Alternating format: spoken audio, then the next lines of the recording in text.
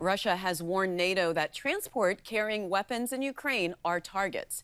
And as Putin tries to threaten and weaken the alliance, more countries are seeking NATO membership. General Wesley Clark is a former NATO Supreme Allied Commander Europe and a senior fellow at the UCLA Burkle Center. General, welcome to the program. Thank you, Mimi. Can you start by explaining to us the strategic importance of the city of Mariupol to the Russians? If the Russians seize and clear Mariupol, they have an unimpeded route back to Russian territory that gives them control of the seacoast all the way up to, let's say, Mykolaiv currently. And then they're attacking Mykolaiv and they want Odessa. So this not only provides a path for reinforcement of Russian forces, but it provides enormous bargaining leverage against Ukraine and the West. And if they hold this, it seals Ukraine's fate as an economically impoverished nation because it won't be able to export its fantastic agricultural production. So is getting control of Mariupol a make or break thing for the Russians? Well, it is in the sense that they've assigned it as an objective. The truth is that if you could isolate that garrison inside that steel plant and reroute roads around it, they could let them survive there for 10 years, but that's not the Russian way. They want it cleaned out. They want the victory parade there on Monday to show that they've conquered Mariupol. It may be their only significant achievement, and it's something Putin will probably take a lot of credit for. So you said this, General, that Russia has shown it will execute a ruthless campaign of filtration. What does that mean? This is ethnic cleansing. This is essentially genocide. This is the effort to erase Ukraine as a state, as a culture, and eliminate any people who might stand up for their rights or their culture or the return of an independent Ukraine.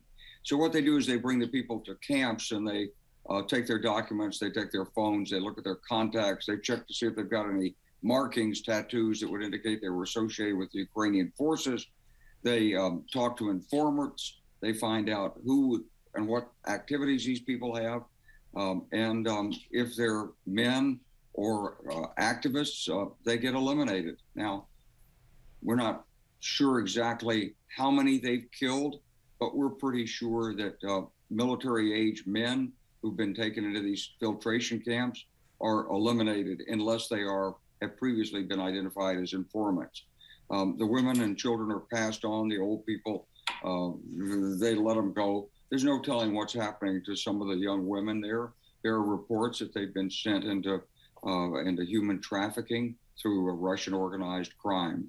So a lot of this won't come out until more of Russia's forces are pushed back and more of the people who've lived under this occupation can talk about it. What kind of military support do you suggest Ukraine needs that they haven't already gotten to end these Russian attacks? Well, they certainly need more artillery and more ammunition. We're trying to get it in, but it's still insufficient. The Russians started with several thousand tubes of artillery, and the West is providing a couple of hundred tubes. The United States providing 90. Yes, it's good, and I think we're providing some long-range rockets.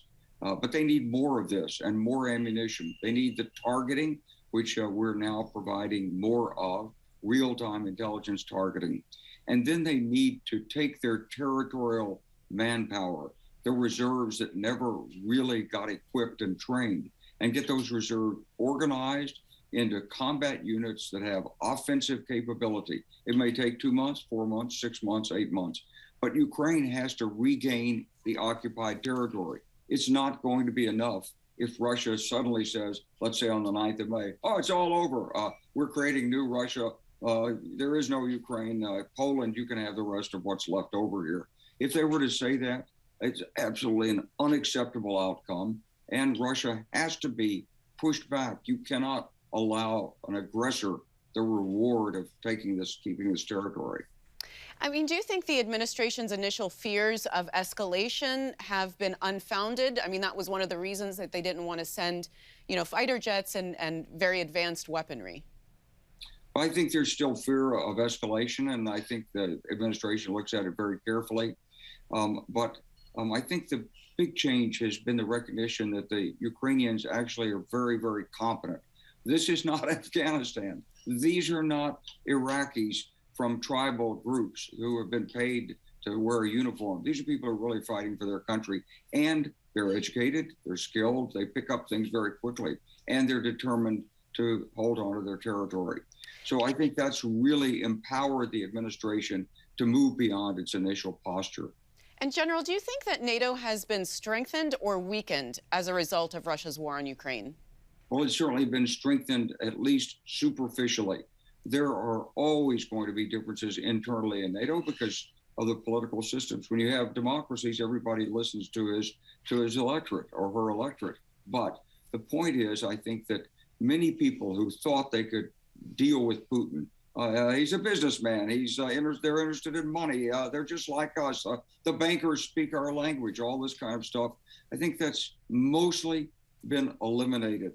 Even in Germany, in the Socialist Party, they recognize they've made mistakes historically in assuming Russia was going to be perpetually benign.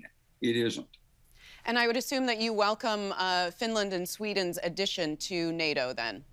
I think it would be a very important step. We've looked at it for years. Of course, they've done exercises. When I was NATO commander, I was invited officially into Sweden and into Finland and had great relationships with their chiefs of defense and their governments. But having them officially part of the alliance, I think it's an important step forward diplomatically, not only for what it says about Europe, but what it says to, let's say, the Middle Eastern countries, to India, to those in Southeast Asia who may say, well, you know, the West is decadent, it's falling apart, and Biden is not a leader and so forth. We've heard all this trash talk.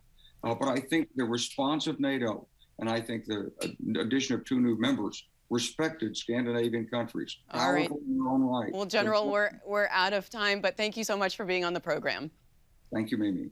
Thanks for watching. If you enjoyed the video, give it a thumbs up and subscribe to our channel so you don't miss out on any future Government Matters interviews.